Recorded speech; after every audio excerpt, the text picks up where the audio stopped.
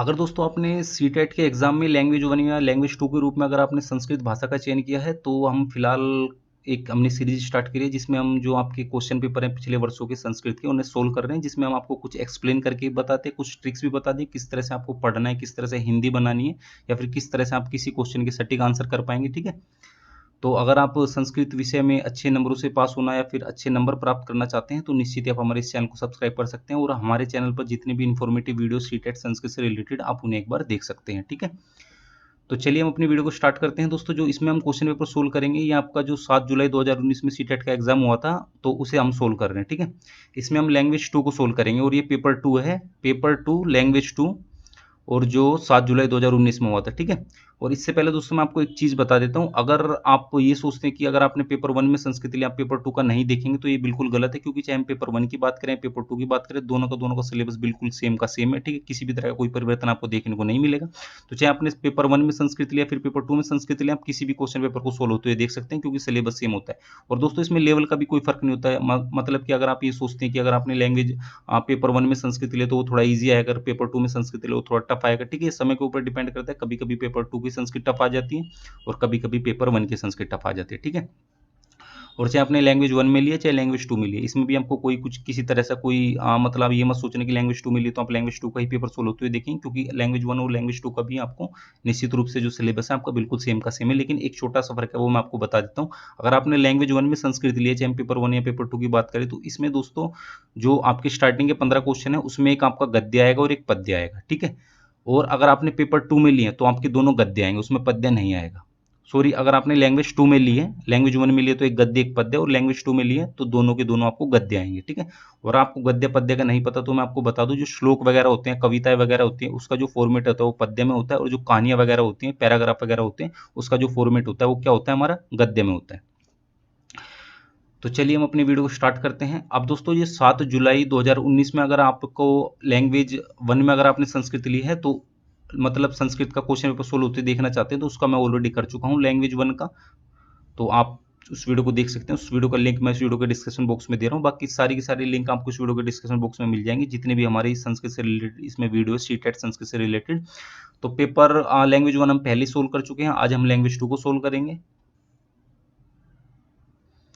ये देखिए दोस्तों, लैंग्वेज 2 आपके जो क्वेश्चन स्टार्ट होते हैं वो होते हैं आपके 121 से लेके 150 तक। ठीक है, तो सबसे पहले दोस्तों क्या है, इधर आपके सामने एक आपको गद्यांश देखने को मिलेगा। ठीक है, अब इसमें क्या करना है, किस तरह से रीड करना है। देखिए सबसे पहले आपको क्या करना है, जो आपकी जितने भी इस गद्यांश से संबंधित जितने भी आपसे प्रश्न पूछे गए हैं, आपको उन्हें ना एक बार नजर फेर लेने, एक बार रीड कर लेना है। मैं ये नहीं कह रहा कि आप उन्हें याद करोगे, याद मत करना, बस एक बार नजर फेर लेना। ठीक है, एक बार रीड कर लेना, जिससे आपके माइंड में सेट हो, ताकि जब आप ये गद्यांश पढ़ोगे तो अगर उससे मिलता जुलता कोई उसका आंसर आपको इसमें दिखता है, तो आप उसे पेंसिल से अंडरलाइन कर लोगे। ठीक है, तो सबसे पहले आपको जितने भी क्वेश्चन इस गद्यांश से संबंधित सबको एक बार रीड कर लेना है। रीड करने के बाद केवल क्वेश्चन और इसके चारों के चारों ऑप्शंस, ठीक है, सब कुछ रीड करना है आपको। इसे रीड करने के बाद दोस्तों आप अपना ये गद्यांश पढ़ना स्टार्ट कर सकते हैं। ठीक है, अब इसमें दोस्तों क्या है, देखिए अगर आप इन्हें सटीक आपको इनका आंसर देना है, तो आपको कहीं ना कहीं इसकी हिंदी तो बनानी पड़ेगी।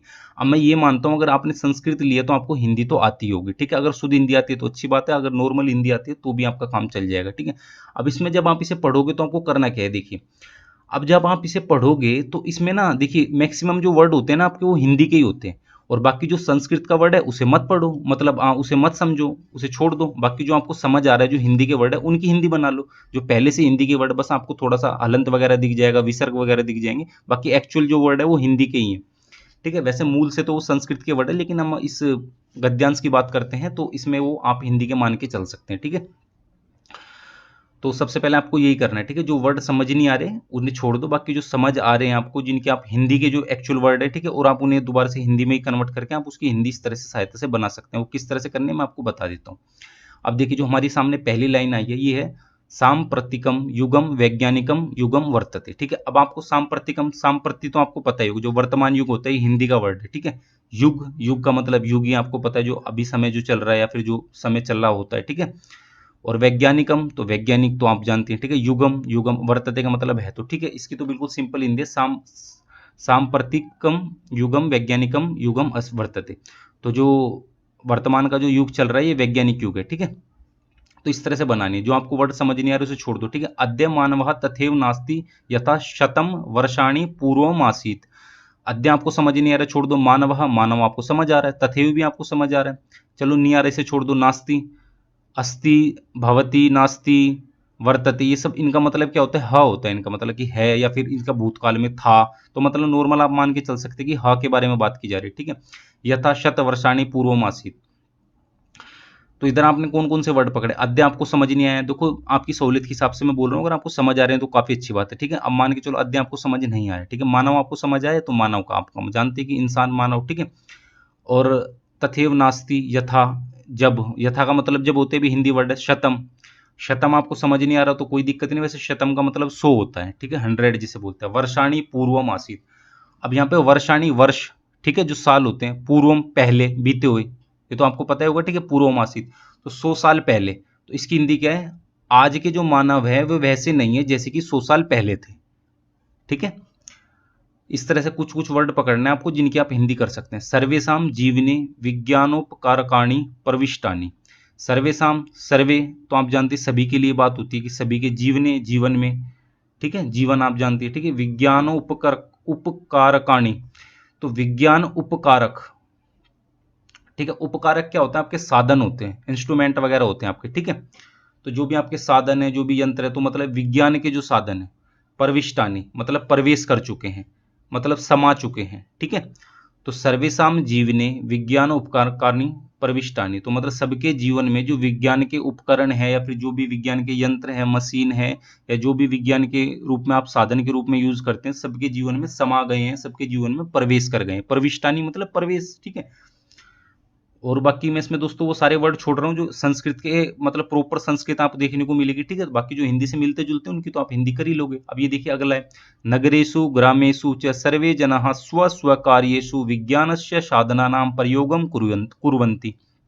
अब इधर देखिए, नगरेषु नगर, ठीक है, ग्रामेषु ग्राम गांव, च सर्वे, ठीक है। च आपको समझ नहीं आ रहा, इसे छोड़ दो। नगर, ग्राम, सर्वे का मतलब सभी, जनाः मतलब जन, लोग, ठीक है। स्व स्व, स्व का मतलब होता है खुद, स्वयं होता है ना एक वर्ड आपने हिंदी में पढ़ा होगा, स्वयं, अपना कार्य स्वयं करना चाहिए, तो मतलब खुद करना चाहिए, तो खुद से इसका, ठीक है, खुद खुद का कार्य। विज्ञान से, विज्ञान आपको पता चलेगा, साधना नाम साधन प्रयोग कुर्वन्ति। तो गांव की चाहे इसमें क्या है, हिंदी देखिए ऐसे बनाओगे आप, नगर की चाहे हम बात करें चाहे गांव की बात करें, ठीक है, इसमें जो सभी लोग हैं वह खुद का कार्य विज्ञान के जो साधन है उसका प्रयोग करते हैं, मतलब अपना कोई भी कार्य कर रहे हैं नगरवासी या ग्रामवासी, उसमें जो आदि के आधुनिक युग में जो वैज्ञानिक साधन है, विज्ञान के जो, विज्ञान द्वारा जो उत्पन्न साधन है उनका प्रयोग करते हैं, ठीक है। अब ये देखिए इधर एग्जाम्पल देना, रेल यानम दूरम गंतुम लोकप्रिय वाहनम अस्ति। तो जो रेल यान है वो दूर गंतुम, ठीक है, रेल आपको पता चल गया, ट्रेन, दूरम दूर, गंतुम जाना, गच्छति का मतलब, ये तो देखो गच्छति तो ऐसा वर्ड है मेरे ख्याल में, देखो सबने अपने स्कूल लेवल पे तो संस्कृत पढ़ी होगी, तो गच्छति का मतलब तो जाना ही होता है, ठीक है, इसमें गम धातु होती है। तो गंतु, तो गंतु का मतलब जाना आप मान सकते हैं, अगर आपको नहीं समझ आ रहा छोड़ दीजिए, ठीक है। रेल दूर, ठीक है, लोकप्रिय मतलब फेमस, वाहन मतलब आप जो वाहन तो आप जानते अस्ति। तो रेल जो यान है वो दूर जाने के लिए बहुत ही लोकप्रिय है, अगर आपको बहुत दूर जाना है तो रेल यान जो हमारा है वो सबसे ज्यादा लोकप्रिय है, जो सबसे ज्यादा फेमस है, ठीक है। तो इस तरह से आप हिंदी बनाओगे। दूरस्थाः शब्दाः अपि रेडियो माध्यमेन ग्रह्यन्ते। जो दूर मतलब बहुत दूर जो शब्द हैं, आप कहीं आपका बहुत दूर है, मतलब किसी कहीं से भाषण वगैरह हो रहा है, ठीक है, आप उसे भी सुन सकते हैं। तो दूर के जो शब्द हैं जिन्हें आप नॉर्मल नहीं सुन सकते, उसे भी आप रेडियो के माध्यम से सुन सकते हैं, फिर ग्रहण कर सकते हैं, ठीक है। यहाँ ग्रहण कर सकते हैं, सुन सकते हैं, शब्द तो हम सुन सकते हैं, ठीक है, अपनी सहूलियत के हिसाब से आप हिंदी बना लेना। वैसे गृह्यन्ते का मतलब ग्रहण करते हैं, ठीक है, शब्दों को ग्रहण करते हैं अर्थात शब्दों को सुनते हैं। तो किसके माध्यम से, जो कोई दूर भी है, तो कुछ भी विदेश वगैरह में कुछ भी प्रचलित हो रहा है, तो आप उससे, आप कुछ भी चल रहा है तो उससे आप कैसे रेडियो के माध्यम से सुन सकते हैं, सब कुछ आपको पता चल जाएगा, ठीक है। अब अगर अगला है अधुना, आधुनिक, अधुना का मतलब तो आधुनिक ही होता है, अधुना मतलब अभी, सॉरी आधुनिक नहीं अभी, ठीक है। टेलीविजन यंत्रम महदुपकारकम वर्तते। जो आज के टाइम में जो टेलीविजन है, ठीक है, वो बहुत ही जरूरी साधन है, ठीक है, उपकारक है, आप बोल सकते हैं साधन, आप इसे बोल सकते हैं, ठीक है, उपकरण है टेलीविजन, ठीक है। तेन गृहे स्थितः वयम चित्राणि पश्यामः। टेलीविजन को घर पे मतलब तेन मतलब उसको, ठीक है, गृह, गृह का मतलब घर आप समझ जाएंगे, स्थित मतलब रख के, स्थित करके मतलब स्थित तो रखना ही होता है, ठीक है। वयम हम, वयम नहीं समझ रहे छोड़ दो, चित्राणि पश्यामः, पश्यामः का मतलब होता है देखना, ठीक है। तो उसको टेलीविजन को घर पे रख के हम उसमें चित्र देखते हैं। अब ये देखिए दोस्तों, वैसे आप सोचते होंगे टीवी में तो हम वीडियो देखते हैं, चित्र कहाँ देखते हैं, मतलब फोटोज कहाँ देखते हैं, आप वीडियोज देखते हैं। तो जो वीडियो होती है आपकी, वो छोटे छोटे फोटोज ही होती है उसमें, मतलब छोटे छोटे फोटोज बार बार बदलते रहते हैं, तब जाके उसमें एक वीडियो का रूप आता है। तो एक्चुअल में तो वो सारे के सारे फोटो ही होते हैं। ठीक है, थोड़ा साइंस और टेक्नोलॉजी की बात है, तो आप समझो तो अच्छी बात है। ठीक है, तो जो आप वीडियोस वगैरह देखते हैं वो चित्र ही होते हैं एक्चुअली, लेकिन बहुत बार एक ही चित्र को एक बार दूसरा चित्र, दूसरे के बाद तीसरा चित्र, ऐसे कर करके ना तो वीडियो का रूप ले लेती है। ठीक है, तो इसमें हिंदी हमें बनानी थी, तो हम टीवी को घर पे रख के उसमें आराम से चित्र देखते हैं। चित्र स्थ पात्राणाम वचनानि शृणुमः। जो चित्र हैं, चित्र में जो स्थित हैं, या फिर चित्र में जो पात्र हैं, मतलब वीडियो में जो आपके पात्र हैं, जो किरदार है, वो जो वचन, मतलब वचन की मतलब कोई बात बोलते हैं। ठीक है, हमने कटुर वचन, कड़वे वचन या मीठे वचन, तो इसमें वचन का मतलब तो बात आप मान सकते हैं। ठीक है, तो जो उसमें बात बोलते हैं, जो भी उसमें वाणी बोलते हैं, वो हम सुनते हैं। सुनुमा का मतलब सुनते हैं। अब अगला देख लेते हैं, कंप्यूटर यंत्रम लघु कायमपि मधुर उपकारकम वर्तते। महदुपकारकम वर्तते। ठीक है, तो कंप्यूटर है, ये भी जो छोटे काम होते हैं उसके लिए बहुत ही जरूरी उपकारक है। मतलब छोटे काम को करने के लिए, जैसे कि आप छोटे रूप में, मतलब ये छोटे काम से नहीं, इधर छोटे रूप में, मतलब सभी के पास तो कंप्यूटर उपलब्ध नहीं होगा ना, तो मतलब जिन जिन के पास है तो वो भी बहुत जरूरी चीज है कंप्यूटर भी। ठीक है, लघु काम है अपनी, मतलब सभी के पास नहीं अवेलेबल है। ठीक है, तो जिन जिन के पास है तो उसके रूप में भी बहुत ही ज्यादा जरूरी उपकरण है ये भी। ठीक है, यद्यपि सहस्त्राधिकानां विज्ञानो उपकारणानां प्रयोगः अहर्निशं भवति, तथापि जनानां सुविधावर्धनार्थं नवीनानि उपकरणानि आविष्क्रियन्ते। तो इसका मतलब क्या है, देखिए, यद्यपि माना कि सहस्त्राधिकानाम। अब ये देखिए दोस्तों, आप इसकी हिंदी नहीं बना पाओ, इसे छोड़ दो। ठीक है, वैसे सहस्त्र का मतलब होता है 1000, 1000 से भी ज्यादा। पता नहीं 1000 ही क्यों इन्होंने वर्ड यूज करा है, इससे ज्यादा भी कर सकते थे, लेकिन चलो कोई नहीं। ठीक है, इन्होंने यहाँ पर करा है 1000 से भी ज्यादा विज्ञान उपकरण प्रयोग में हो रहे हैं। ठीक है, दिन रात प्रयोग में हो रहे हैं, लेकिन फिर भी जो लोग हैं अपनी सुविधा के लिए, नवीन का मतलब ये देखिए, मैं आपको स्टार्टिंग से हिंदी करके थे, सहज मैंने बता दिया। ठीक है, 1000 से अधिक विज्ञान उपकरण, इसकी बना लोगे प्रयोग।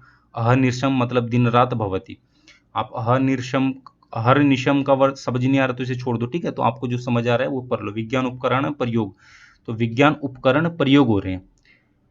ठीक है, लेकिन, तथापि, लेकिन, माना कि, लेकिन, हाँ ठीक है, जनानाम सुविधा वर्धनार्थम, अपनी सुविधाओं को बढ़ाने के लिए नवीन नए उपकरण आविष्क्रियन्ते, मतलब आविष्कार कर रहे हैं लोग।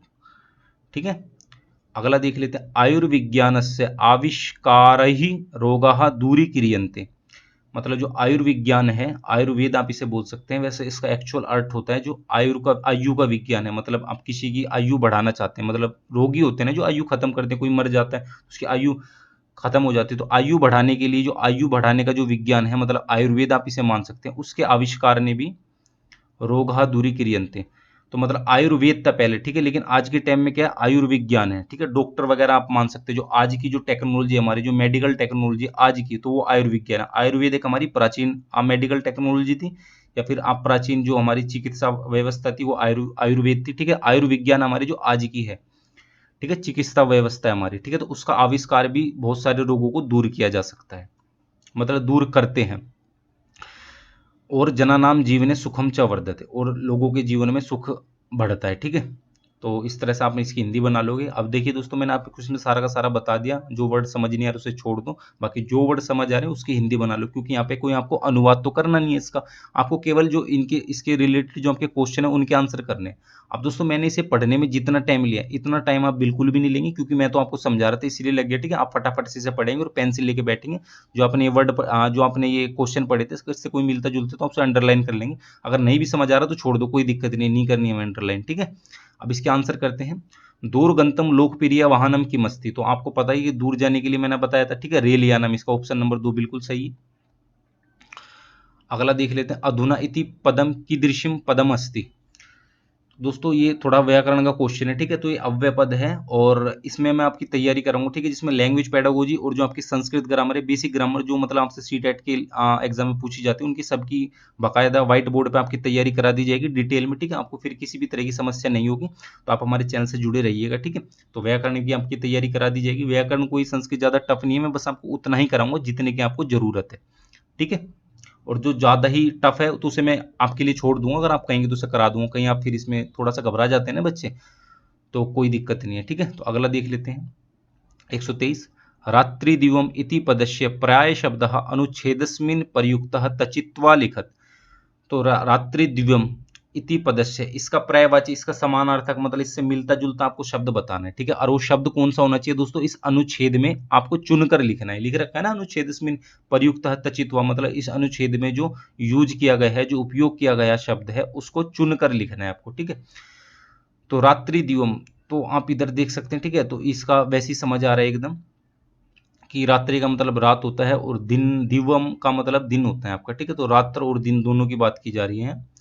तो दिनम और रात्रि, ठीक है, दोनों की बात की जा रही है, उभय संधि, ठीक है। लेकिन अब आप देखोगे तो इसमें चुनकर लिखना है ना, इन तीनों वर्डों का यहाँ दोस्तों यूज ही नहीं किया गया है, केवल अहर्निशम का यूज किया गया है। अब ये देख सकते हैं दोस्तों, इधर ये अहर्निशम का यूज किया गया है यहाँ पे, ठीक है।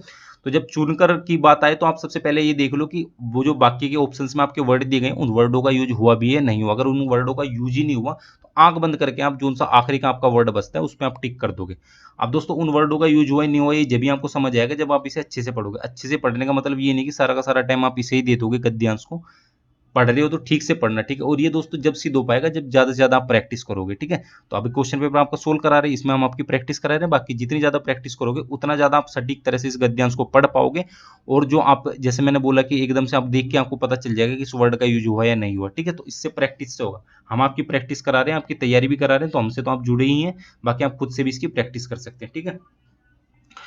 तो इसका अहर्निशम इधर है, बाकी तीन के वर्ड यूज ही नहीं हुए, ठीक है। 124वां देख लेते हैं। आविष्काराः क्रियन्ते इत्यस्य कृत्यकः शब्दः अनुच्छेदस्मिन् प्रयुक्तः चित्वा लिखत।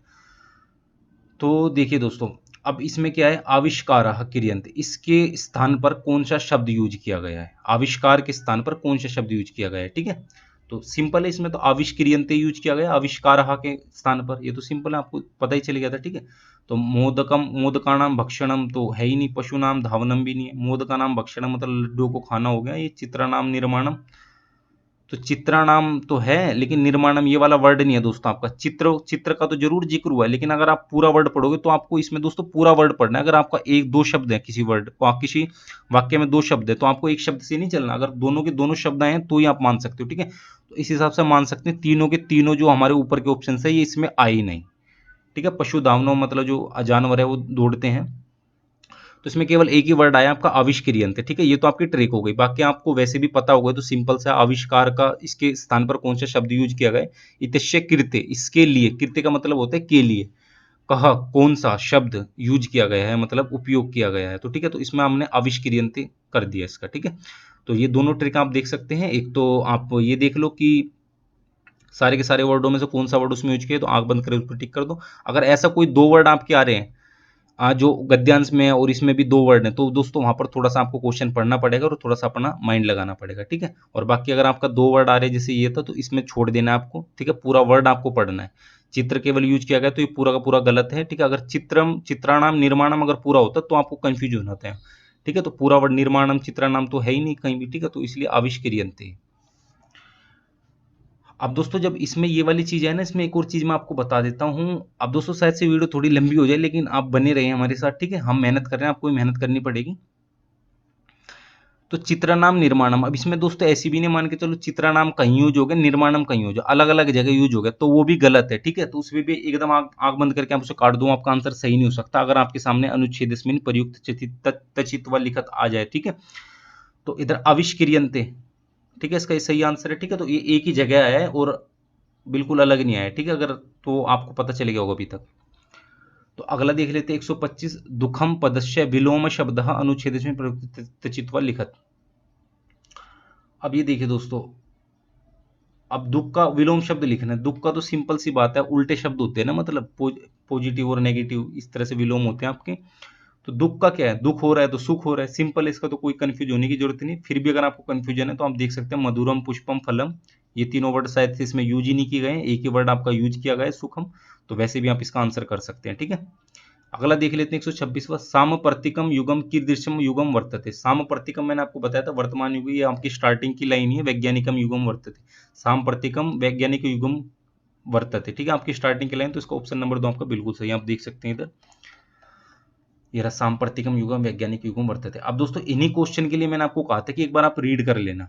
ठीक है, ऐसे कोई बहुत ही ज्यादा सरल क्वेश्चन होते हैं, उसके लिए मैंने कहा था, ताकि आप इसे अंडरलाइन कर लोगे और जब आप इसके क्वेश्चन के आंसर ढूंढोगे तो आपका समय बचेगा। तो इसी तरह के क्वेश्चन के लिए मैंने आपको बोला था एक बार इन्हें रीड कर लेना। अगला देखते हैं दोस्तों, केसाम जीवने विज्ञानोपकारकाणी प्रविष्टानि। तो किन के जीवन में समा गए हैं, प्रवेश कर गए हैं विज्ञान उपकरण, तो भाई किन के, तो यहाँ पर क्या हमारा आया था, सर्वेशाम। ठीक है, तो सभी के जीवन में ऊपर लाइन थी ना, सर्वेशाम जीवने विज्ञान उपकरणानि प्रविष्टानि। ठीक है, तो सर्वेशाम ऑप्शन नंबर 4 इसका बिल्कुल सही है। प्रवेश प्राप्तानि इतस्य प्राय शब्दः अनुच्छेदस्मिन् प्रयुक्तः तचित्वा लिखत। ठीक है, अब देखिए दोस्तों इधर दोबारा से आ गया आपका ये वाला, ठीक है, अनुच्छेद में से, तो प्रवेश का मतलब प्रविष्टानि मतलब समा गए हैं, तो इसका ऑप्शन नंबर 1 आपका बिल्कुल सही है। और इसकी ट्रिक मैं आपको बता रहा हूँ, अनुच्छेद मांगे तो शायद से 3 वर्ड इसमें यूज ही नहीं की गए हैं, निर्गतानी शायद से यूज किया गया है, तो लेकिन आप देख लेना इसमें। ठीक है, तो प्रवेश का मतलब प्रविष्टानी होता है, तो थोड़ा सा मिलता जुलता भी वर्ड है। अब दोस्तों पर्यायवाची आ जाए, ठीक है, या इतस्य स्थाने या इतस्य कह शब्द, मतलब इसके स्थान पर कौन सा शब्द यूज किया गया है, या फिर आप पर्यायवाची आ जाए समानार्थिक शब्द, तो इसमें दोस्तों मिलता जुलता ही होता है शब्द। समानार्थी या फिर पर्यायवाची का मतलब होता है मिलता जुलता, और इसके स्थान पर कौन सा शब्द यूज किया गया है, जैसे ये वाला क्वेश्चन था ना, अरे किधर गया, देखो इतस्य कृत्य कह शब्द। ठीक है, तो इसमें जो मिलता जुलता, इसमें मिलते जुलते शब्द आपको ढूंढने होते हैं। ठीक है भाई, तो इसका भी हमने आंसर ये सही कर दिया। तो दोस्तों हमने 128 क्वेश्चन कर लिए हैं। अब जब 129 की तरफ बढ़ते हैं तो दोस्तों आपका दूसरा गद्यांश आ गया है इधर। ठीक है, तो अभी से सोल्व करते हैं।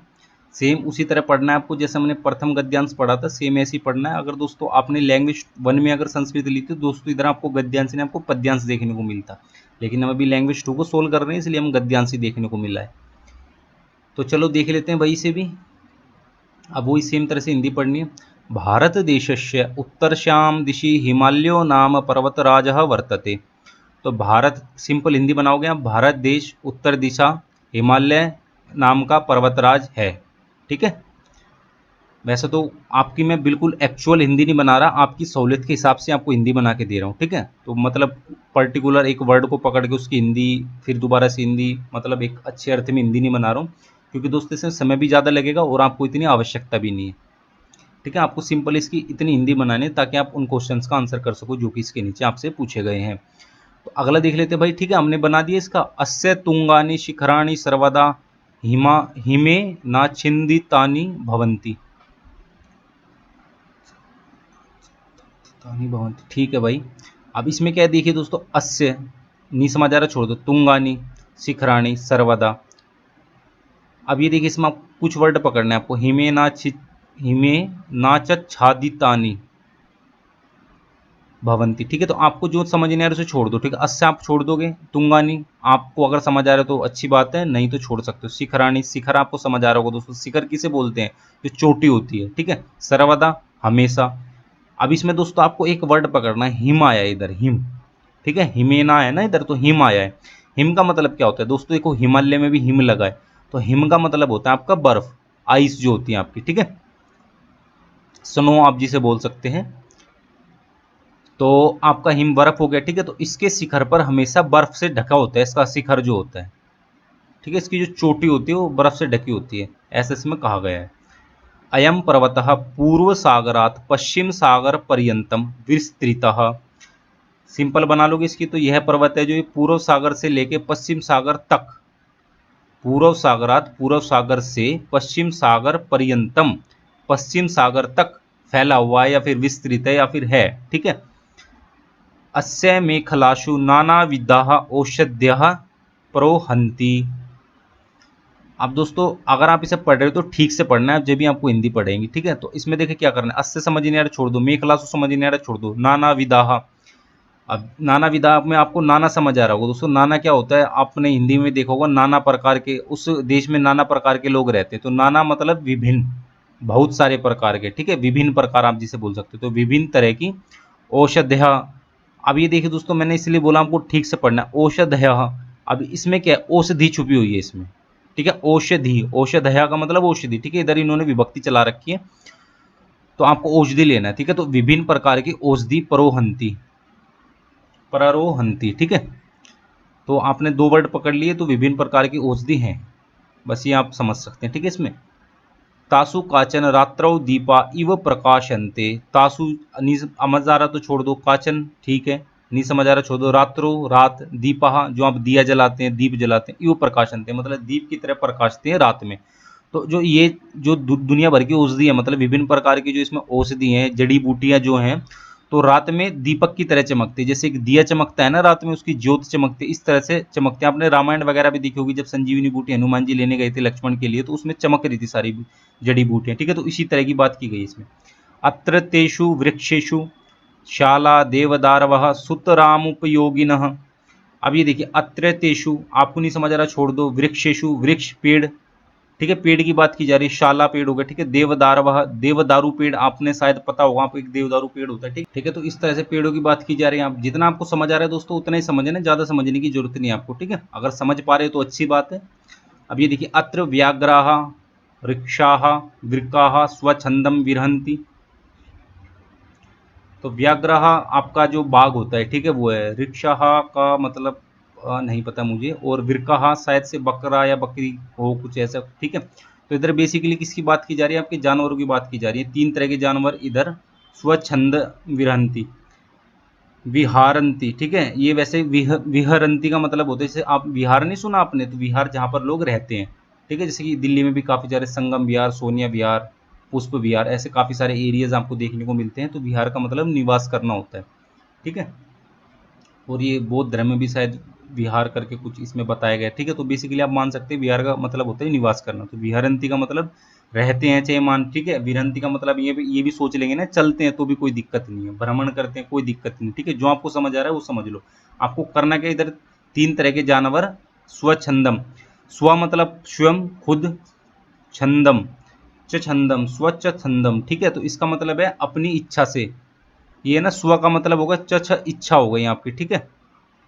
तो अपनी इच्छा से रहते हैं। कौन कौन, ये तीन, व्याघ्र ऋषिवृक्षाः वृकाः, ठीक है। तीन तरह के जानवर इधर अपनी इच्छा से रहते हैं, निवास करते हैं। अस्मिन्नेव क्षेत्रे, इसी क्षेत्र में, कस्तूरी मृगाः विरहन्ति, मतलब एक कस्तूरी मृगा वो भी रहते हैं, ठीक है। अश्चैव हिमालय में नाभि मंडलात् कस्तूरी मृगा जायते, ठीक है। तो नाभि मंडल से इसमें कस्तूरी मृगा जाते हैं, ठीक है। और इयम वैद्य है विविधानाम रोगाणाम चिकित्सायै प्रयुज्यते। इसमें जो हमारे वैद्य हैं, जो डॉक्टर हैं, प्राचीन समय की बात तो वैद्य बोलेंगे हम, ठीक है, लेकिन आज के टाइम में आप डॉक्टर लेके बोल सकते हैं। जो डॉक्टर हैं वो जो विभिन्न प्रकार के रोग होते हैं उनको इलाज करते हैं, ठीक है। ये वाली बात है। चिकित्सा का मतलब इलाज हो गया, रोग का मतलब आपको पता ही है, बीमारी हो गई, ठीक है। विविधानाम मतलब विभिन्न प्रकार के रोग जो होते हैं, विभिन्न प्रकार के जो हमारे वैद्य का मतलब आपका वैद्य हो गया, डॉक्टर हो गया, ठीक है। तो इस तरह से हिंदी बना लोगे आप। अब अगला देख लेते हैं, अत्रैव मानसम सरः मानो मना मानसरोवर अस्ति यत्र हंसाः विरन्ति। इधर एक मानसरोवर है, ठीक है, हिमालय में ही एक झील आप जिसे बोल सकते हैं, या फिर एक पानी का स्थान आप जिसे बोल सकते हैं। उधर क्या है, हंस है जो वो रहते हैं, जहाँ हंस रहते हैं, ठीक है। अस्य सरोवरस्य तटे ऋषीणाम आश्रमाः सन्ति। इस जो सरोवर है, जो मान सरोवर है, जो इस सरोवर के, इस झील या फिर इस नदी के या फिर इस नहर के किनारे जो आपके ऋषि हैं उनका आश्रम है, ठीक है। बहुत सारे ऋषियों का आश्रम है, या बहुवचन का प्रयोग किया गया है। तो इस तरह से आपको इसकी हिंदी बनानी है। अब आपने हिंदी बना लिया, अब हमें इनका आंसर करना है। आंसर करने में हम देख लेते हैं। सबसे पहला क्वेश्चन हमारे सामने, प्रतंत्रम इति पदस्य विलोम शब्दः अनुच्छेदस्मिन् प्रयुक्तः तचित्वा लिखत। अब आपको बता दिया ना मैंने कि इसमें से किसमें, इस अनुच्छेद में से देख के लिखना है। अब आप इधर देखोगे ना, ये जो नीचे के तीन है, एक को छोड़ दो, 2 3 4 हैं, ये शायद से इसमें वर्णन ही नहीं है, इन वर्डों का यूज ही नहीं किया गया। तो सीधा जब अनुच्छेद में से चुनकर लिखने की बात है, तो जब इन तीनों वर्णों का यूज नहीं हो, तो हमारा एक ऑप्शन नंबर सही है, ठीक है। अब ये देखिए, अगर वैसे आपको इसकी बनानी है, तो परतंत्र का मतलब तो आप जानते हो, एक तो होता है स्वतंत्र, जो मतलब आज़ाद लोग होते हैं, एक होता है परतंत्र, मतलब जो आज़ाद नहीं होते। तो अभी मैंने आपको बताया था ना इधर स्वच्छंद मतलब खुद की इच्छा से, इसमें आया था ना विरहंती, स्वच्छंदम विरहंती, जो 3 तरह के जानवर थे वो अपनी इच्छा से रहते हैं। ठीक है, तो अपनी इच्छा आ गई ना, तो यहाँ आज़ादी की बात हो रही है, लेकिन परतंत्र में तो क्या है, यहाँ पे तो आज़ादी छीन ली जाती है। तो इसमें देख लिए विलोम शब्द पूछा है, तो इसका अपोजिट वर्ड आपको क्या होगा, जो आपका स्वतंत्र का अपोजिट हो गया परतंत्र। ठीक है, तो इधर स्वतंत्र तो है नहीं और इधर आपका स्वच्छंदम हो गया। ठीक है, आप ऐसे भी इसकी कर सकते हैं, बाकी जो मैंने आपको बताया था ये 3 वर्ड है नहीं, बाकी एक ही वर्ड है, तो इसमें भी देख सकते हैं। अगला देख लेते हैं, उत्पन्नाः भवन्ति इत्यस्य प्राय शब्दः अनुच्छेदेस्मिन् प्रयुक्त चित्वा लिखत। अब इधर देखने दोस्तों, उत्पन्नाः भवन्ति, इसका क्या लिखना है, इसका हमें पर्यायवाची लिखना है। पर्यायवाची का मतलब मिलता जुलता समानार्थी शब्द लिखना है। उत्पन्न का मतलब होता है उत्पन्न, जय का मतलब जीते हैं, जीना। ठीक है, तो इसका स्वपिति तो हो ही नहीं सकता, क्रोध तो बिल्कुल दूर दूर तक नहीं, मिरियते इसका विलोम शब्द हो गया। ठीक है, मतलब उत्पन्न होना, एक बार पैदा होना मान सकते हैं, और मिरियते मतलब मर गया। ठीक है, तो जायते का मतलब जन्म लेना आप मान सकते हैं इधर। ठीक है, तो उत्पन्न का मतलब इसका मिलता जुलता हो गया जायते, आपका 3 सही है। और ऊपर से 3 वर्ड देखे ना हम, ये वाले 3, ये तीनों वर्ड 1, 3 और 4 ये हमारे यूज ही नहीं हुए किसमें, उस ऊपर गद्यांश में, तो आपका वैसे भी ऑप्शन नंबर 2 ही सही है। ये सबसे अच्छी ट्रिक है दोस्तों, जहां भी आपको ये दिख जाए ना ऊपर से चुन के लिखना है, तो बाकी के 3 वर्ड तो हमारे यूज हो ही नहीं है। ठीक है, अगर फिर भी कोई ऐसे 2 वर्ड आपको दिख जाए ऊपर यूज हुए, तो फिर आपको थोड़ा सा माइंड लगाना पड़ेगा, जैसे मैंने अभी आपको इसका करके बता दिया। 131वां देख लेते हैं, सरोवरस्य तटे केशाम आश्रमाः सन्ति, तो भाई ऋषिणाम आश्रम है। ठीक है, बताया था जो सरोवर है उसके तट पे, उसके किनारे पे जो ऋषि है उनके आश्रम है। और बाकी इधर देखोगे आप तो इधर 3 वर्ड का यूज ही नहीं हुआ है। ठीक है, अब दोस्तों 3 वर्ड वाला आप कोशिश करना कि जहाँ पे आपसे पूछा जाए ना अनुच्छेद में से चुनकर लिखना है, वहीं आप ये देखें कि उस वर्ड में यूज किया गया या नहीं किया गया। बाकी आप नॉर्मल आप देख सकते हैं। ठीक है, बाकी जो आपने गद्यांश पढ़ा उसके हिसाब से आपको आंसर करना है। अगला देख लेते हैं, विस्तारम प्राप्तम इति पदस्य कृत्य कः शब्दः, विस्तारम प्राप्तः। ठीक है, इति पदस्य कौन सा शब्द यूज किया गया है इस अनुच्छेद में, इस गद्यांश में, तो विस्तृतः किया गया है। ठीक है,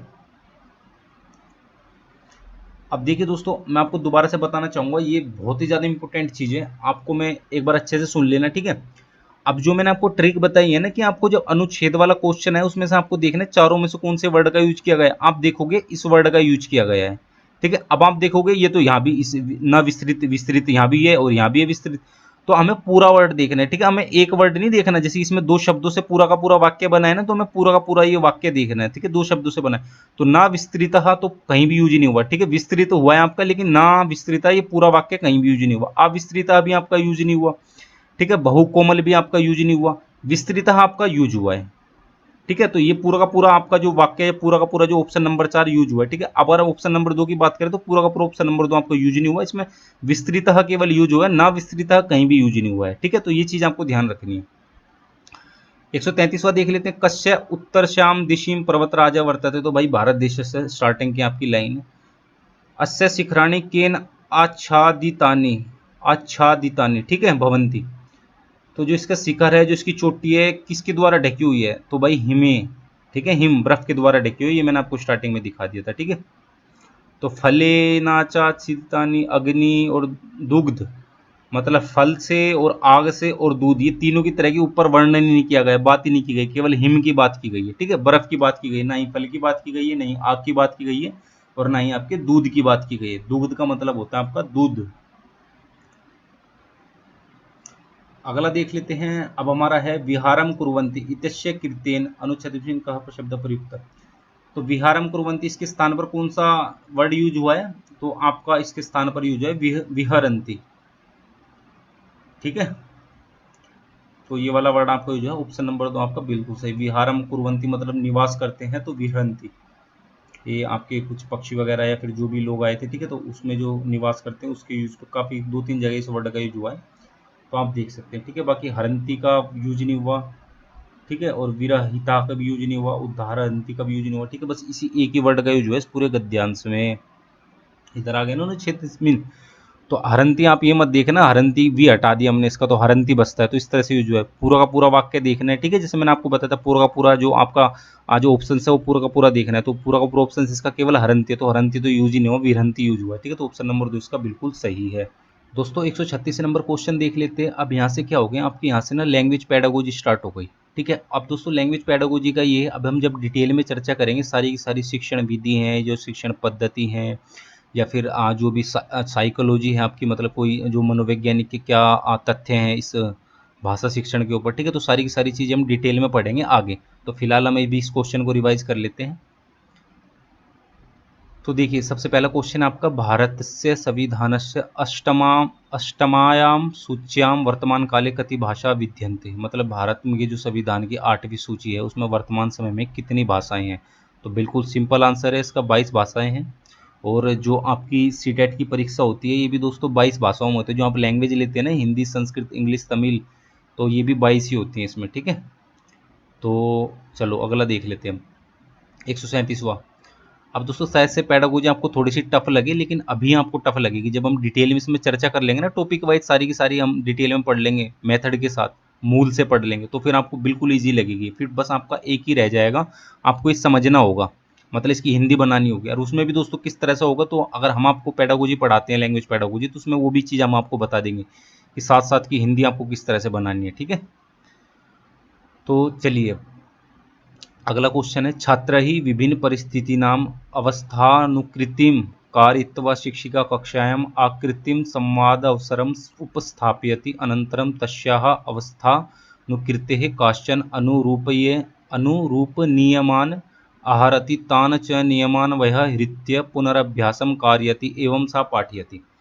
अब ये बोलते हैं कि जो छात्र हैं विभिन्न परिस्थितियों में, ठीक है, मतलब छात्र विभिन्न परिस्थितियों में रोल प्ले कर रहे हैं, कुछ भी उसने नाटक प्ले या फिर रोल प्ले करवाया, ठीक है, व्याकरण को पढ़ाते समय। तो उसमें क्या है, विभिन्न परिस्थितियों में, ठीक है, जैसे जैसे जिसको रोल मिला है वैसा वैसा वो प्ले कर रहा है अपनी परिस्थितियों के हिसाब से, ठीक है। अब ऐसा रोल प्ले करवा करके, ठीक है, उन्हें संवाद का अवसर देती है, कौन, शिक्षिका, ठीक है। उन छात्रों को पहले रोल प्ले करवा करके उन्हें संवाद का अवसर देती है। उसके बाद क्या करती है वह, जो वो रोल प्ले हो रहा है उसमें कुछ नियमों को करवा के, मतलब जो रोल प्ले कर रहे हैं उसमें दोबारा से कुछ नियमों को करा के दोबारा से उनका पुनर्अभ्यास कराती है। तो इस विधि को क्या बोलते हैं, ठीक है। तो दोस्तों इसमें अभी तो आपको शायद से आंसर नहीं आएगा इसका, तो इसका ऑप्शन नंबर 2 बिल्कुल ठीक है, ससंदर्भ व्याकरणम, ठीक है, ये इसका बिल्कुल ठीक है। और ऑप्शन नंबर 2 इसका ठीक है। चलो अगला देख लेते हैं, 138। एकः भाषाध्यापकः सर्वेषां छात्राणाम् अधिगम शैलीनाम आवश्यकतां समायोजितुं शक्नोति, मतलब अगर एक भाषाध्यापक है वो सभी छात्रों की जो अधिगम शैली है उनका आवश्यकताओं का समायोजन कैसे कर सकता है। तो इसमें हमें 4 ऑप्शन है, ठीक है। प्रतिदिनम छात्राणाम आकलनम कृत्वा, मतलब रोज उनका आकलन कर रहे हैं, नहीं भाई ये कैसे होगा। दूसरा क्या है देख लेते हैं, केवलम अध्ययनार्थम न अपितु नृत्य वाद्य क्रीडायाम चित्रांकन चित्रांकन कक्षायां च भागम गृहीतुं छात्रेभ्यः प्रेरित्वा, ठीक है। चलो अगला देख लेते हैं हम, ये भी एक बार के लिए ठीक लग रहा है ऑप्शन नंबर 2। नहीं, प्रेरित करके दोस्तों उसे समायोजन करना है ना, ठीक है, तो इसमें प्रेरित करने का तो कोई रोल ही नहीं है, ठीक है। तो ये ऑप्शन नंबर 2 भी आपका नहीं होगा। अगला देख लेते हैं, विभिन्नानाम शिक्षण विधिनाम पद्धतिनाम च प्रयोगम कृत्वा विभिन्न छात्राणाम आवश्यकतानुसारम विभिन्न आकलनोपाय ही, मतलब भाई विभिन्न जो शिक्षण विधि हैं, पद्धति हैं, उनका प्रयोग करके विभिन्न छात्रों की आवश्यकता अनुसार उनके आकलन के उपाय देखता है। तो बिल्कुल ठीक आंसर उसका ऑप्शन नंबर 3 आपका बिल्कुल ठीक आंसर है, ठीक है। चौथा देख लेते हैं, प्रत्येक शब्दम पठित्वा अनुवादम कृत्वा अनंतरम च पाठस्य पुनः, नहीं भाई, ठीक है, ऑप्शन नंबर इसका 3 बिल्कुल ठीक है, ठीक है, देखते एकदम समझ आ गया, ठीक है। तो इसमें विभिन्न, हाँ, विभिन्न छात्रों की विभिन्न आवश्यकताओं अनुसार, ठीक है, विभिन्न प्रकार के आकलन करने से, ठीक है। और किसके द्वारा करेगा वो, विभिन्न शिक्षण विधियों के या फिर विभिन्न शिक्षण पद्धतियों के द्वारा करेगा, बिल्कुल ठीक, इसका आंसर ऑप्शन नंबर आपका 3। अगला देख लेते हैं, 139वां, भाषा अधिगमे सामाजिक वार्ता विनिमयः वार्ता विनिमयः महत्वपूर्णा भूमिका भजते, इयम उक्ति कस्य। तो देखो साइकोलॉजी का आपका क्वेश्चन आ गया कि भाई ऐसे कौन से हमारे जो मनोवैज्ञानिक हैं, एक्चुअली शिक्षा मनोवैज्ञानिक हैं जो यह बोलते हैं कि बच्चा हमारा समाज से सीखता है। तो बिल्कुल अगर आपने दोस्तों अच्छे से साइकोलॉजी पढ़ी होगी, जो कि हम आगे पढ़ ही लेंगे, तो इसमें जो हमारे वाई गोष्ठ की है, इनका मानना क्या है? इनका मानना ये है कि बच्चा समाज से सीखता है। ठीक है, कुछ सोचते हैं बच्चा करके सीखता है, कुछ सोचते हैं बच्चे के अंदर जन्मजात सीखने की शक्ति होती है। ठीक है, तो सारी की सारी चीज़ें आगे जब हम एजुकेशनल साइकोलॉजी पढ़ेंगे तो उसमें हम देख लेंगे। ठीक है, तो इसका ऑप्शन नंबर 2 बिल्कुल ठीक है।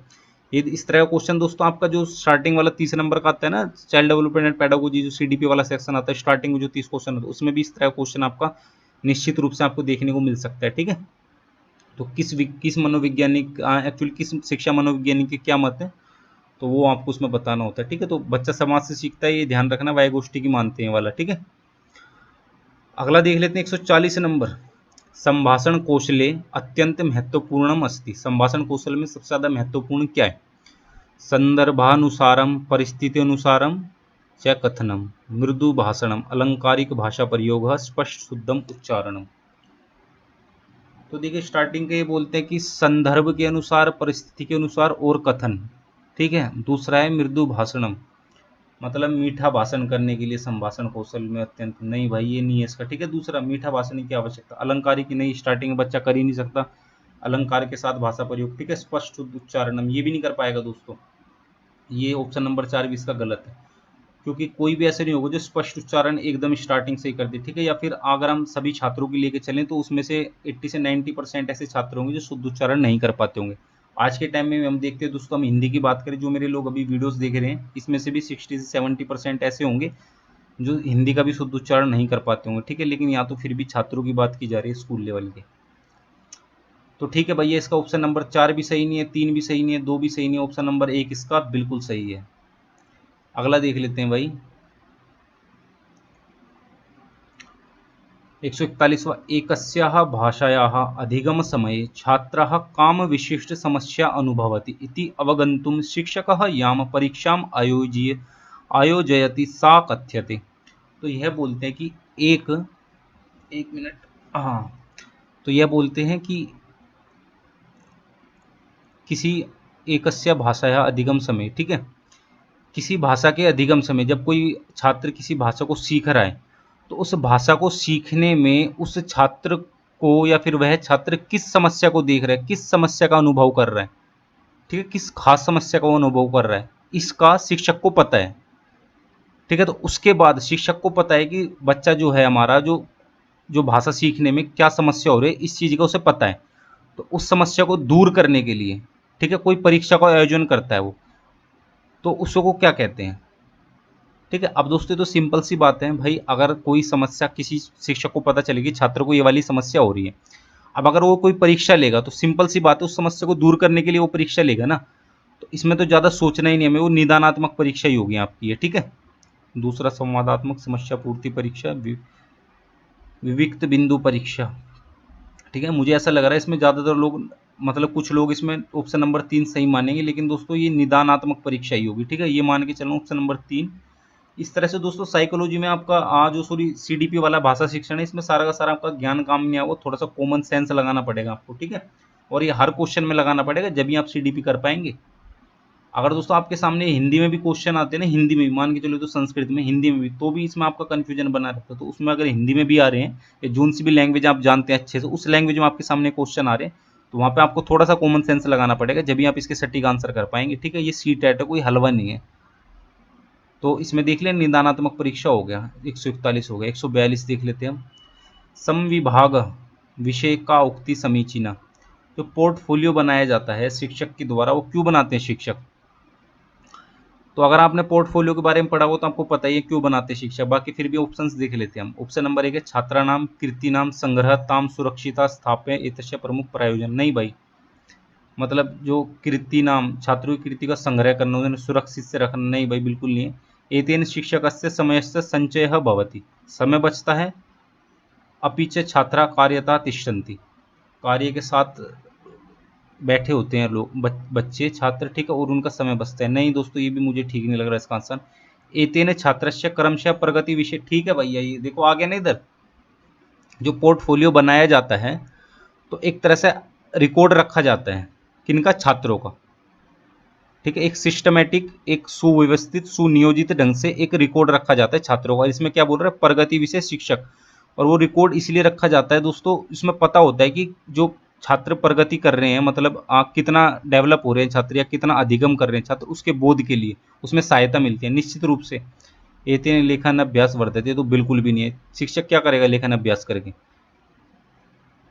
तो दोस्तों ये बिल्कुल ऑप्शन नंबर इसका 3 बिल्कुल ठीक है। जो हमारा पोर्टफोलियो होता है ये एक तरह से छात्रों के विषय में ही होता है। ठीक है, छात्रों को एक सुव्यवस्थित, सुनियोजित या मतलब सिस्टमेटिक रूप से उनका रिकॉर्ड रखा जाता है, जो कि शिक्षक का जो अधिगम, जो शिक्षण कराता है या फिर पाठन करता है, उसमें जो सहायता प्रदान करता है वो। ठीक है, तो शिक्षक इससे बोध है, बिल्कुल ठीक है। तो इसमें बताया गया है कि छात्र कितना अधिगम कर रहे हैं, कितनी प्रगति कर रहे हैं, तो इसमें शिक्षक को जानकारी मिलती है इससे।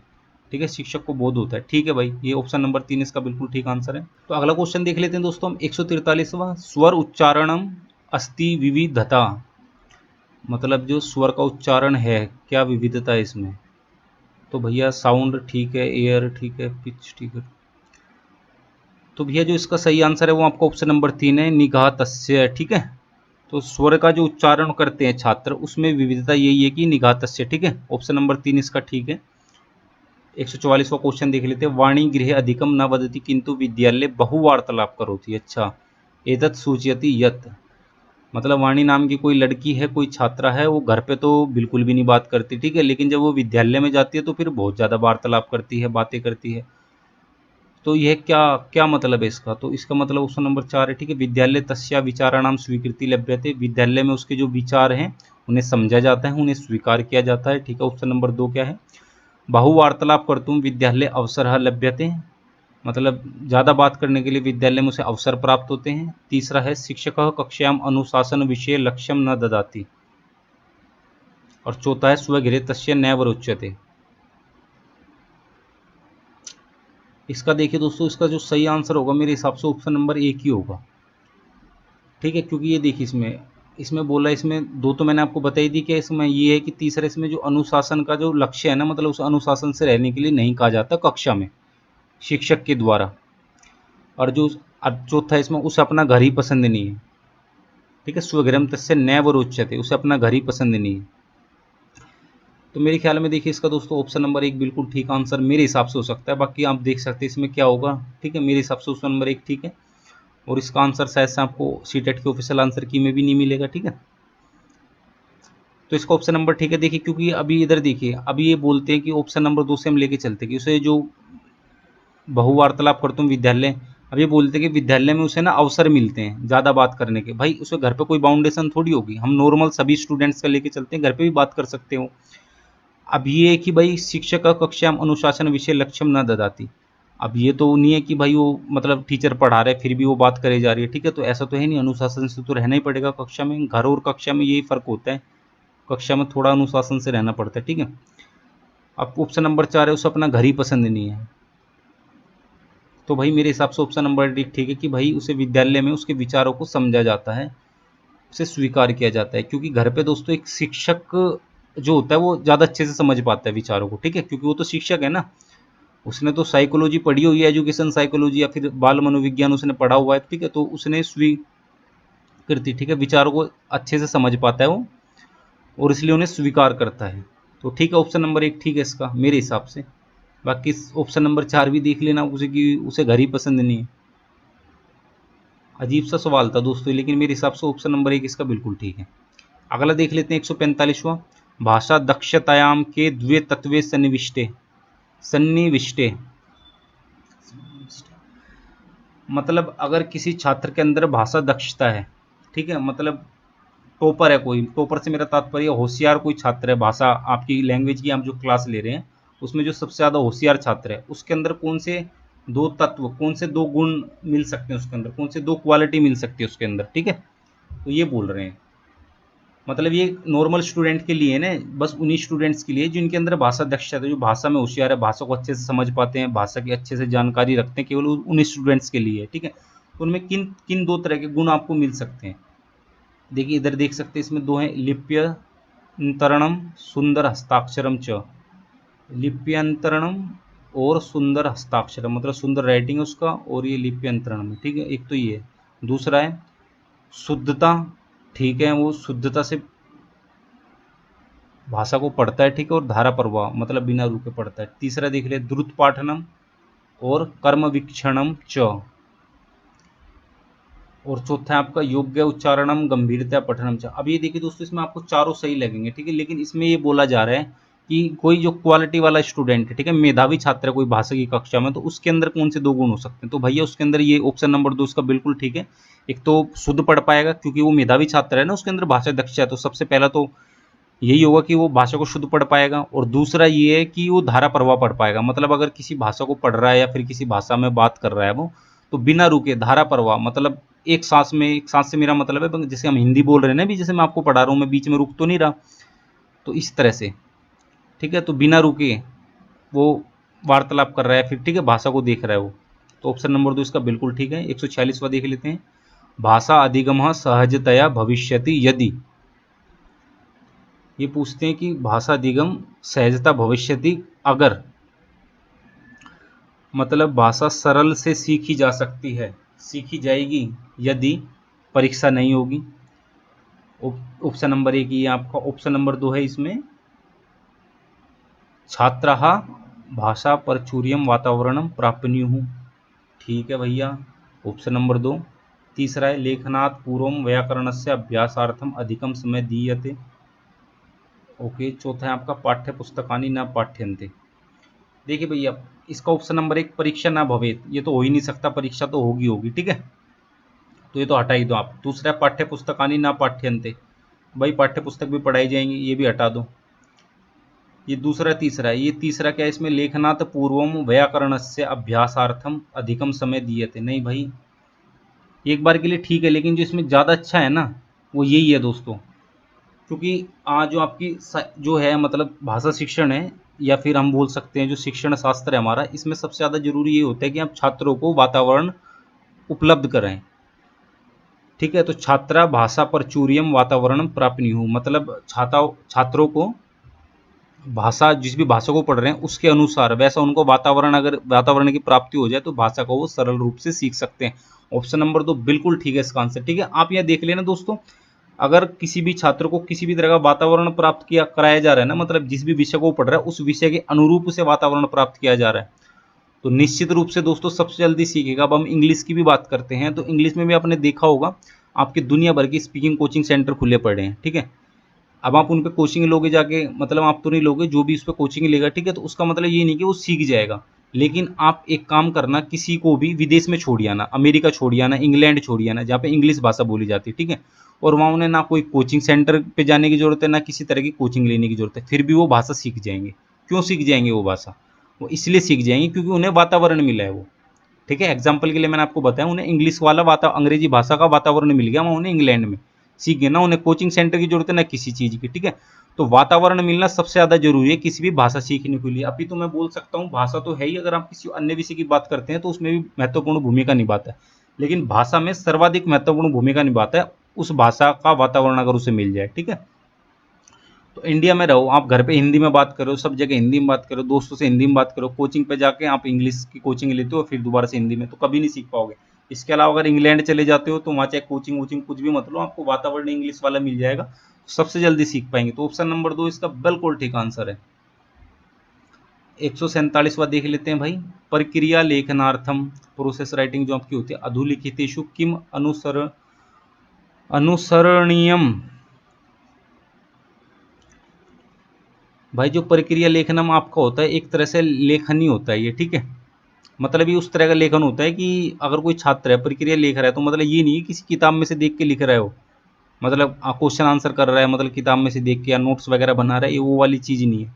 नोट्स दोस्तों कहीं कुछ हद तक हो सके, लेकिन प्रॉपर रूप में वो नहीं हो सकता, ठीक है। तो इसमें ऑप्शन देख लेते हैं, अलंकारिक भाषा प्रयोग नहीं भाई, संबंध सूचक सर्वनाम प्रयोग नहीं भाई, विचाराणाम समायोजनम शब्द मर्यादा, भाई ये भी आपका साइकोलॉजी का जो है, एजुकेशनल साइकोलॉजी बोल लो, या फिर आप भाषा शिक्षण बोल लो, या फिर आप शिक्षा शास्त्र बोल लो, उसमें जो विचारों का समायोजन है ना, विचारों को प्रस्तुत करना, अपने विचारों को प्रस्तुत करना ही दोस्तों भाषा शिक्षण का पहला धर्म है, ठीक है, मतलब भाषा क्यों सीखी जाती है? जिससे अपने विचारों की अभिव्यक्ति कर सके, अपने विचारों को समायोजन किया जा सके। तो अगर वो प्रक्रिया लेखनार्थम कर रहा है, मतलब प्रक्रिया का लेखन कर रहा है, प्रक्रिया लिखने के लिए, तो उसके विचारों का समायोजन होना सबसे ज्यादा जरूरी है दोस्तों इसमें। ठीक है, ऑप्शन नंबर 3 इसका बिल्कुल ठीक आंसर है। 148 देख लेते हैं। लेखनम अस्ति न तु, मतलब लेखन है, और ये डैश दे दिया इन्होंने, कुछ भी आ जाएगा इसमें, ना की। ठीक है, न तु का मतलब ना की।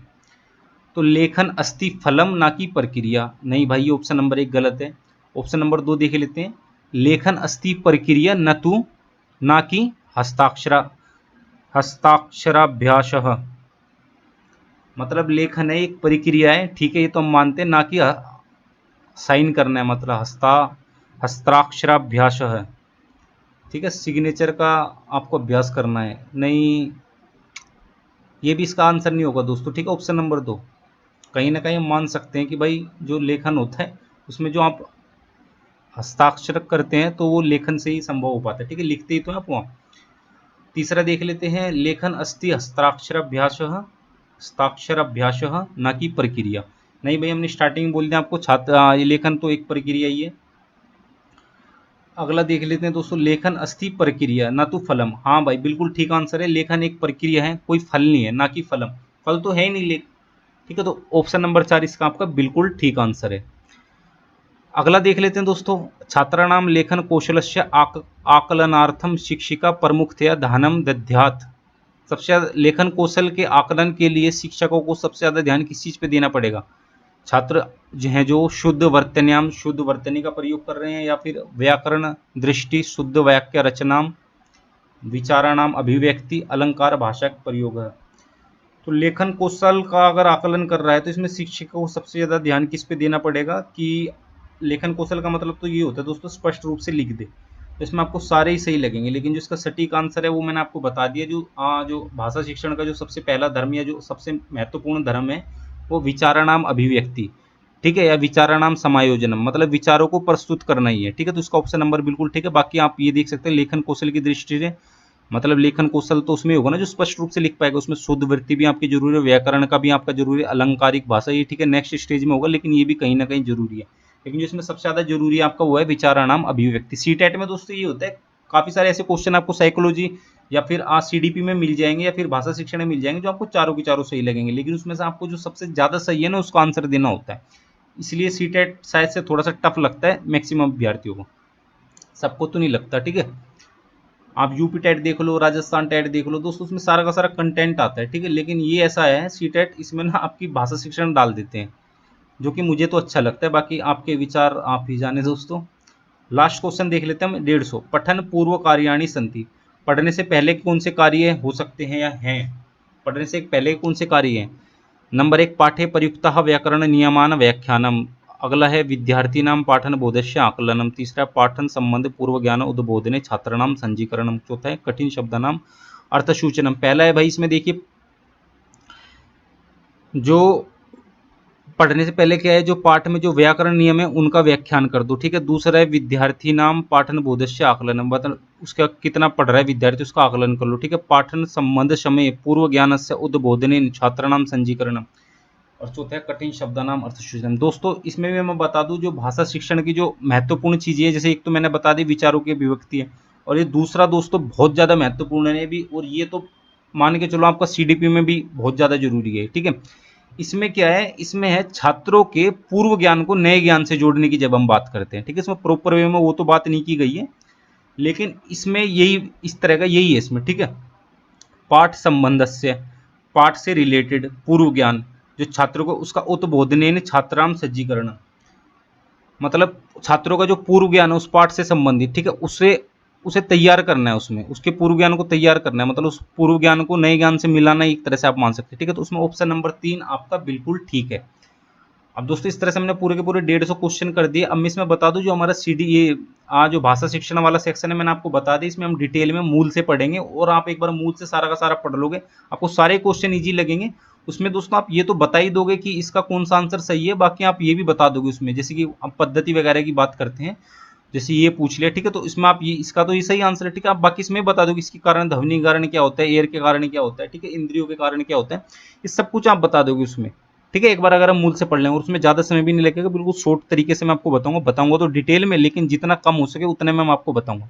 हालांकि दोस्तों ये वीडियो जो मैं, ये जो हमारी सीरीज चल रही है जिसमें पिछले वर्ष के क्वेश्चन पेपर को सोल्व किया जा रहा है व्याख्यात रूप में, तो ठीक है दोस्तों, ये थोड़ी सी वीडियो लंबी जरूर हो रही है, लेकिन लंबी इसलिए हो रही है क्योंकि दोस्तों मैं आपको इसमें एक्सप्लेन कर करके भी बता रहा हूँ। ठीक है, तो बस दोस्तों फिलहाल के लिए इतना ही, और भी आपको इसी वीडियो के डिस्कशन में वीडियो मिल जाएंगे। ठीक है, और हमारी ये सीरीज चल रही है, धीरे धीरे हम सारे के सारे क्वेश्चन पेपर सोल्व कर रहे हैं 2018 तक के। बाकी अगर आप कमेंट करोगे तो उससे पहले के भी कर देंगे। ठीक है, और उसके बाद हम डिटेल में पढ़ ही लेंगे। तो बस दोस्तों फिलहाल के लिए इतना ही, मिलते हैं अपन इसी तरह की अगली इंटरेस्टिंग वीडियो में। तब तक के लिए जय हिंद, वंदे मातरम।